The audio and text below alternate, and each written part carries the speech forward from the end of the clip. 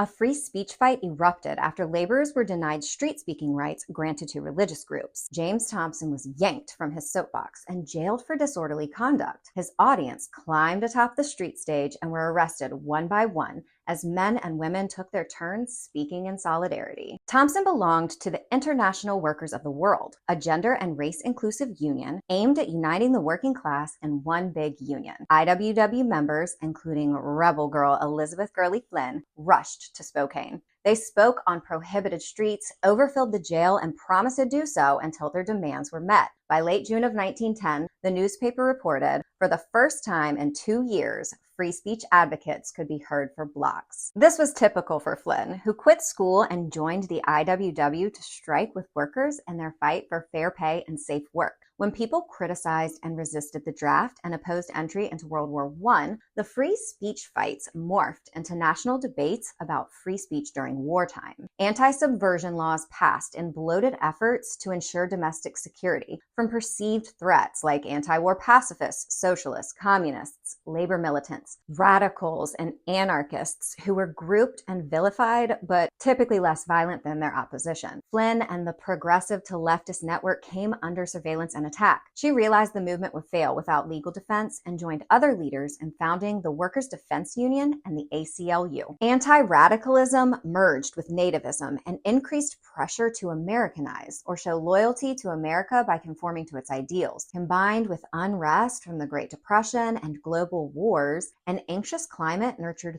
3 20th century Red Scares. Driven by political and social elites, individuals in business and government used them for personal gain. These waves of anti-communism were Flynn's greatest obstacle in securing economic independence and civil liberties for the working class. Congressional committees formed to investigate un-American activities, and millions were spent on misleading Americans about communism and capitalism. Indiscriminate arrests during raids often violated due process while targeting, incarcerating, and deporting radical foreigners, communists, and those guilty by association. After the Third Red Scare and decades of political repression, anti-communism was fused into the American culture. It served the right, shifted Americans to the political center, and depleted momentum and membership to the left. At 61, Flynn served 24 months when found guilty for promoting the forceful overthrow of the government, which she denied. Her dangerous beliefs were published 4 years prior and included providing Americans a basic 5-day week of 40 hours, childcare, government-supported schools with hot lunches, equality for Black women from segregation, discrimination, poll tax, and degrading employment, women's total equality, and her election to all public organizations. Elizabeth Gurley Flynn was a communist.